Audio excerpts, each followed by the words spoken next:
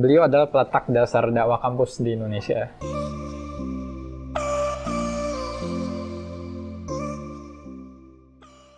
Assalamualaikum warahmatullahi wabarakatuh, teman-teman JIB sekalian. Kembali lagi kita dalam edisi Ngobras kali ini bersama Kang Rizky Lesus, salah seorang ahli sejarah arsitektur Islam di Indonesia. Bagaimana kabarnya, Kang Lesus? Assalamualaikum. Waalaikumsalam, Kang Fahad. Oke, Kang Rizky, kan Kang Rizky ini sejak lama ya konsen di bidang arsitektur ya. Boleh diceritakan nggak? Itu tuh murni arsitektur atau memang ngulik sejarah arsitektur apa gimana? Iya, jadi Kang, saya itu kuliah di jurusan arsitektur di ITB gitu ya. Dan tugas akhir saya tentang sejarah, tentang merancang Bogor Islamic Center lah gitu ya. Nah, pembimbing saya itu pakar arsitektur Islam ya. Beliau memegang mata kuliah arsitektur Islam, namanya Dr. Bambang Syahbudi. Dan ada namanya kelompok keahlian di ITB itu sejarah, teori, dan kritik. Nah, beliau memang fokus di sejarah arsitektur Islam dan saya banyak belajar lah sama beliau gitu. Lalu S2 saya tentang sejarah dan ada kaitannya meneliti tentang sejarah arsitektur Islam, yaitu biografi Pak Ahmad Nu'man gitu ya, salah satu arsitek generasi awal di Indonesia yang gelarnya itu arsitek 1000 masjid kan kira-kira. Oh gitu. Jadi memang secara akademis kuliahnya nggak linear ya, sengaja memang berbeda ya gitu. Tapi ketika ngambil konsentrasi sejarah di S2 ini meneliti sejarah arsitektur gitu. Oke, baik. Kang Rizky itu meneliti apa waktu S2 konsentrasi lebih fokusnya di arsitektur apa? Ya, jadi memang waktu saya S1 ya, ada saya itu sholat kan di Masjid Salman ya. Nah, saya itu menarik sekali ini masjid ini. Begitu kalau orang luar datang ke ITB gitu ya, dia melihat ada bangunan apa ini gitu kan. Tidak tahu tuh, tidak ada apa. Kalau yang pertama kali itu bukan masjid kali, kelihatannya apa gitu kan. Karena tidak ada kubahnya gitu kan. Nah, itu juga terjadi di teman-teman yang lain gitu kan. Nah, ketika kita tanya ini masjid kok unik, siapa arsiteknya gitu kan. Ternyata arsiteknya adalah Pak Ahmad Nu'man namanya gitu ya. Nah, akhirnya S2 saya tertarik meneliti itu Kang. Bagaimana kok bisa seorang Ahmad Nu'man gitu ya menjadikan masjid ini pertama kali di Indonesia yang masjid ini bentangnya sangat lebar waktu itu di 25 meter ya gitu ya. Tanpa ada tiang di tengahnya gitu kan. Dia betul-betul panjang sekali. Yang kedua nggak pakai kubah gitu kan.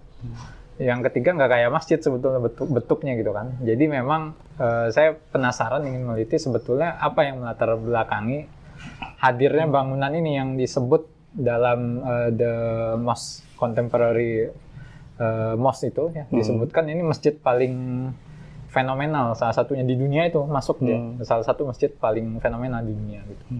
Oke, boleh diceritakan Kang, siapa sih Insinyur Ahmad Nu'man itu sebenarnya? Nah, ini yang menarik ya. Jadi memang tahun depan itu 1925-26 itu 1 abad usianya. Jadi beliau berarti lahir di tahun 20-an ya. Di masa penjajahan berarti gitu. Dan siapa beliau gitu. Nah, ini yang saya teliti ya. Jadi memang kenapa bisa melahirkan masjid sefenomenal itu gitu ya. Jadi di tahun 26 ini ternyata gitu ya, kalau kita lihat ya, saya telusuri gitu ya. Saya alhamdulillah pernah wawancara langsung dengan beliau gitu ya. Waktu itu membuat buku sejarah Salman sama dosen saya tadi, pembimbing saya gitu ya. Dan karyanya itu sangat banyak ya. Jadi Masjid Atin misalkan, Masjid Iqib di Malang, Al Furqon di UPI gitu ya. Nah, itu karena julukannya itu arsitek 1000 masjid ya. Jadi memang sangat mencintai masjid beliau itu. Nah, dari mana sih? Dari orang tuanya. Ternyata bapaknya itu namanya Haji Jamhari itu yang membawa Muhammadiyah ke Jawa Barat gitu. Itu menariknya gitu. Jadi memang pendakwah ya, keturunan pendakwah. Gerakan modernis Islam awal abad ke-20 itu dibawa gitu ya dari Yogyakarta, Kiai Ahmad Dahlan itu ke Jawa Barat oleh bapaknya Pak Nu'man ini, Haji Jamhari, sekaligus beliau adalah bendahara Syarikat Islam. Jadi mulai kebayang ya bagaimana Pak Nu'man dididik oleh seorang bendahara Syarikat Islam, pengusaha batik terbesar di Garut. Ya, beliau lahir di Garut tahun 26. Nah, bapaknya ini Muhammadiyah dan juga Sarekat Islam. Jadi itu latar belakang keluarganya gitu kan, Pak Hari. Lalu bagaimana latar pendidikan beliau? Kan tadi kalau kehidupan keluarganya, ayahnya aktivis dakwah gitu ya dari beberapa pergerakan. Pendidikannya sendiri selain dari ayahnya secara formal itu bagaimana? Apakah beliau betul-betul arsitek murni atau bagaimana? Ya, jadi memang keluarganya ini menarik ya. Panuman anak ke-7 dari ke-13 bersaudara ya. Punya kakak langsung namanya Ahmad Sadali gitu ya. Ini pelukis legend Profesor Ahmad Sadali ini. Jadi seniman ya. Bapaknya itu satu-satunya yang punya radio waktu itu di Garut. Karena beliau orang paling kaya di Garut. Rumahnya di dekat Pasar Baru. Dan bapaknya itu kan sebagai perintis Muhammadiyah, dia merintis banyak bangunan masjid gitu ya. Nah dari sana Numan kecil melihat bapak diajakin bapaknya itu bangun masjid gitu. Nah makanya tertarik bangun masjid, maka dia kuliahnya itu secara formal itu di HIS ya, biasa di Mulo gitu ya, lanjut ke sekolah Muhammadiyah ternyata nanti gitu di zaman Jepang itu gitu ya, ke Yogyakarta di Mualimin ya, jadi memang orang Muhammadiyah gitu ya. Baru masuk ketika ITB buka teknik sipil itu di tahun 48 gitu ya, di zaman penjajahan revolusi itu masuk ke namanya Universitas Van Indonesia cabang Bandung gitu. Jadi secara resmi masuk jurusan teknik sipil gitu ya. Tapi ada agresi militer Belanda 2. Nah, Panuman ikut berperang gitu kan. Keluar dulu dari kampus, masuk lagi ketika ITB bikin jurusan arsitektur tahun 50. Ya, jadi dia angkatan pertama jurusan arsitektur ya, di tahun 50-an itu, di awal. Namanya itu sudah Fakultas Teknik Universitas Indonesia Cabang Bandung lah kira-kira seperti itu. Nah, ITB kan baru 59 ya, jadi memang namanya UI waktu itu, Universitas Indonesia Fakultas Teknik.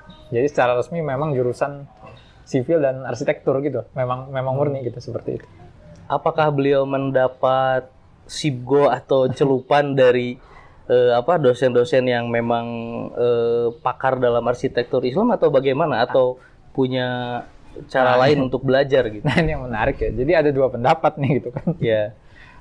Beberapa peneliti itu waktu itu eranya masuk modernisme dalam arsitektur menafsirkan itu terpengaruh arsitektur modern lah gitu ya. Jadi ada namanya arsitek terkenal Le Corbusier gitu ya. Corbu ini arsitek disebut dewanya arsitek gitu ya. Ini karyanya itu kayak Masjid Salman sebetulnya gitu ya. Di tahun ada Villa Savoy namanya, terus ada Rothschild di Eropa gitu ya. Dengan beton. Nah ini seperti itu gitu ya. Ada yang bilang terpengaruh sana. Cuman yang saya cari gitu ya, dalam penelitian saya itu belum nemu gitu ya, apakah dia ada bukunya misalkan melihat gambar itu gitu ya. Nah saya wawancara salah satu arsitek senior di perusahaannya, kelihatannya beliau menduga memang mendapatkan ini ya perjalanan ini sebagai orang modernis itu. Ya dia berpikir istihad itu, gerakan pemikiran istihadnya itu bahwa tidak terikat taklid, makanya dia nggak pengen ada masjid yang selamanya itu kubah. Dia pikir gitu kan, yang baru ini apa gitu kan, ternyata masjid tidak harus pakai kubah, dibikin atap datar. Kenapa atap datar gitu? Karena waktu itu teknologinya yang diajarkan waktu itu beton gitu kan, pada zaman waktu itu gitu kan, dengan teknologi terbaru. Terus yang kedua dengan bentang 25 meter ada namanya pre-stress itu, dan juga sistem X itu di sipil ya cuman bisa kayak gitu bentuknya gitu kan. Jadi itu dan saya dapat rekaman wawancaranya dari keluarganya gitu ya, yang saya tulis. Ini adalah pertolongan Allah kalau bahasa Panuman gitu. Jadi sebagai seorang arsitek kita tidak boleh meniru kalau bahasanya Panuman. Jadi ini betul-betul bagaimana Allah memberikan tanda petik ilham gitu. Kebaruan gitu, sehingga ya tadi dengan semangat istihad modernis tadi ya, sebagai orang berlatar Muhammadiyah gitu, juga pengen sesuatu yang baru, karena Allah itu katanya berakhlaklah seperti akhlak Allah kalau kata Panuman ya. Kita mencoba terus kreatif gitu ya sebagai seorang muslim kira-kira gitu. Nah, menarik ya teman-teman, di balik kejeniusannya beliau sangat tawadu berarti ya. Selanjutnya Kang, jika melihat segi usia, mungkin beliau itu seangkatan dengan aktivis-aktivis Islam seperti Bang Imad ya, Kira-kira seangkatan nggak atau gimana? Beliau lebih senior ya. Jadi Lebih senior. beliau adalah peletak dasar dakwah kampus di Indonesia. Jadi Ahmad Sadali, Ahmad Nu'man itu tahun 48 masuk ke Bandung, ITB. Iya. Itu belum ada masjid kan di kampus itu gitu. Jadi memang baru ada kelasnya. Nah itu beliau pendiri HMI memang di Bandung itu ya. Ahmad Nu'man dan Ahmad Sadali berdua itu. Ya.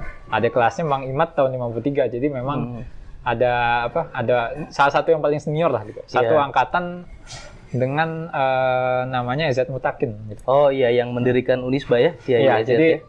waktu itu di kampus itu sebutlah Universitas Indonesia itu orang Belanda mayoritas. Pribumi, kata Pak Numan, saya pribumi ini seakan-akan yang Muslim itu hanya saya berdua, saya sama Kang Dali gitu. Adapun orang Islam nggak sholat gitu kan.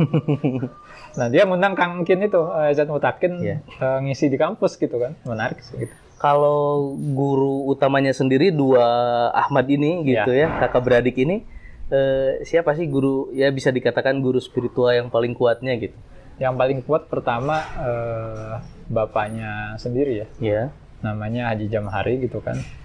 Lalu beliau ngaji di madrasah pesantren Muhammadiyah Liok Yogyakarta. Garut ya. Garut. Di Garut ya. Di situ banyak tokoh-tokoh. Ada yang didatangkan dari Malaya juga untuk mengajar bahasa Arab ya. Ada ngaji tafsir Al-Manar juga gitu kan. Syekh Fadullah namanya. Terus kalau di Jogja jelas berarti di Mualimin ya. Guru-guru Mualimin di Yogyakarta ya. Lalu kalau di Bandung mertuanya namanya Haji Hasan Atta Permana, anggota fraksi Partai Masyumi gitu ya. Nah, beliau menikah waktu masih kuliah di tahun 56. Nah, tahun 56 itu Masyumi baru menang pemilu gitu ya. Dan itu ada konstituante. Ya. Disitulah Pak Numan ketemu namanya Prawoto Mangkusasmito, Muhammad Nasir, terus Rusad Nurdin. Nah, itu tokoh-tokoh itu. Jadi sebelumnya memang belum ketemu ya? Sebelumnya tokoh-tokoh itu secara intens itu di tahun 56 ya, setelah menikah gitu. Iya. Seperti itu. Dan itu terlibat pendirian Unisba kan jadi. Iya. Kan tadi beliau digelari sebagai Bapak Seribu Masjid ya. Ya, arsitek seribu. Adakah karya beliau selain masjid yang memang identik dengan Islam, misalnya perpustakaan Islam, khususnya yang menjadi ikon misalnya. Saya sendiri pernah sih melihat di keluarganya Allahyarham Ustadz Endang Saifuddin Ansori ya. Beliau itu dulu diberikan rancangan tentang perpustakaan pribadi beliau yang nantinya akan dibuka untuk umum, dan itu saya melihat di blueprintnya itu ada capnya A. Nu'man itu. Menarik ya, saya baru gitu. tahu. Iya, saya udah melihat langsung waktu itu. Kebetulan istri dari almarhum itu masih ada ya, Ibu Hajah Nyimas itu ya, masih ada. Kebetulan kami diperlihatkan waktu itu blueprintnya. Cuma katanya waktu mau proses pembangunan dana belum dapat, Allahyarham keburu wafat gitu. Jadi tidak dilanjutkan proyek itu. Jadi rancangannya lumayan besar, tapi saya tidak begitu paham lah seperti apa intinya. Apakah ada yang pernah terwujud gitu, misalnya perpustakaan Islam di mana atau bangunan selain masjid gitu kan? Kalau selain masjid banyak ya karyanya Pak Nu'man ya. Kalau baca buku misalkan Hidup Tanpa Ijazah Ibnu Rosyidi misalnya, itu rumahnya Kang Aib itu dirancang. Yang di Banyuwangi itu, yang di Jakarta ada. Yang di Jakarta bukan Banyuwangi, Di Pasar Aib Rosyidi Minggu itu Pabelan, Jatiwangi. Ya. Jatiwangi itu asalnya. Iya. Lalu di Jawa itu di Pabelan kan? Iya. Beliau itu ya. Nah itu disebutkan bahkan waktu peresmian rumahnya diundang itu Pak Nasir sama Ali Sadikin gitu kan. Di rumah yang di Jakarta itu. Iya, yang di Pasar Minggu itu gitu ya. Terus kalau melihat di ininya data yang saya dapat itu ada rumahnya itu yang kayak LCBS itu di Karanglayung itu kan juga rancangan beliau. Lalu paling banyak memang masjid ya, makanya di LCBS radio itu gitu kan. Kan beliau pendirinya gitu kan. Lalu ada pusat di Serpong ya, pelatihan Puspirtek juga itu masuk. Lalu kalau di Jakarta ya itu Islamic Center di Keramat Tunggang itu beliau, Masjid Atin. Termasuk ya biasanya ngerancang sih masjid sama kompleks ininya ya Pak. Perpustakaan dan sebagainya gitu ya. Satu seperti paket itu, gitu ya. pendidikan Nah, gitu ya. kalau sekolah juga ada sih beberapa. Jadi cukup banyak juga sih gitu. Ada pusat pelatihan TUDC, UN dan segala macam lah, banyak sekali gitu. gitu. Termasuk mimbar Masjid Al-Aqsa dirancang beliau kan. Masya Allah. Seperti itu gitu. Hanya memang karena merintis mungkinnya tadi masjid pertama dengan model seperti itu jadi sangat dikenal sebagai Bapak Seribu Masjid gitu ya. Baik Kang, sebagai arsitek dan cendekiawan Islam, selain tadi kan karya dalam bentuk bangunan, jika dalam bentuk tulisan itu ada nggak karya-karya Ada beliau? sih. Jadi saya dapat tulisannya ya. Mungkin perlu dibahas nanti ya. Tentang misalnya judulnya arsitektur Islam ya. Jadi beliau arsitek yang telah berpraktek ya. Kurang lebih 58 tahun kebayang gitu ya. Dan meletakkan dasar Islam dan arsitektur hubungannya seperti apa. Makanya tahun 2003 itu Ikatan Arsitek Indonesia IAI itu menganugerahkan beliau maestro arsitek gitu. Itu penghargaan tertinggi di Indonesia, itu hanya ada 4 orang gitu ya. Dan teorinya di dunia itu ada the perfect itu. Jadi karyanya sangat perfect lah gitu. Ada Romo Mangun kan, Mangun Jaya, Pak Nukman, Pak Robi, sama satu lagi si Laban gitu arsiteknya. Yang bikin Istiqlal ya? gitu. Hanya 4 di Indonesia. Karena ketekunan Islam dan arsitektur. Jadi ada karya tulisnya tentang Islam dan arsitektur masjid itu ada gitu. Ini yang mungkin belum dimunculkan, dan juga salah satu yang paling penting ya beliau peletak dasar gerakan dakwah kampus kan, masjid kampus pertama di Indonesia. Baik Kang, terakhir ya, sebagai peneliti tentang kehidupan beliau dan dengan kiprah hidup yang begitu panjang ya dalam bidang arsitektur dan intelektualisme Islam, menurut Akang apa sih jasa terbesar beliau gitu setelah Akang teliti, di mana jasa itu harus kita hormati dan kita teruskan perjuangan? Ya beliau sangat tawadu sekali sebetulnya kalau sebagai seorang arsitek besar ya, bagaimana bahkan karya aja, lukisannya aja waktu dia presentasi ke Bung Karno untuk meyakinkan ada masjid tanpa kubah itu dibilang ya ini inspirasi dari Allah lah gitu. Jadi memang ini buat para arsitek muda ini bagaimana ya kita mencontoh beliau ya. Yang kedua, semangat pembaruan ini Kang. Jadi Panuman itu bikin masjid nggak pernah sama Kang. Iya. Bahkan dia menjadi inspirasi masjid yang lain ya. Contohnya Masjid Istiqomah lah sebutlah.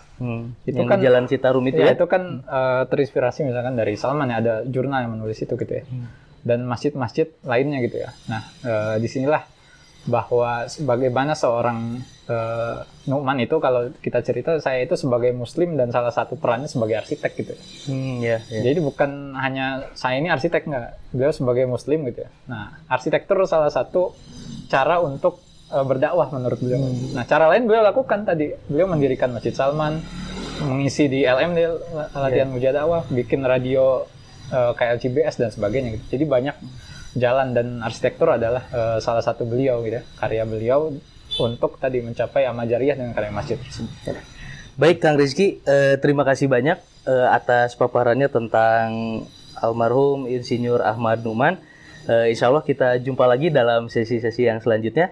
Terima kasih teman-teman semua telah menyimak Ngobras kita sesi kali ini. Insya Allah kita jumpa lagi dalam sesi yang akan datang. Assalamualaikum warahmatullahi wabarakatuh. Waalaikumsalam.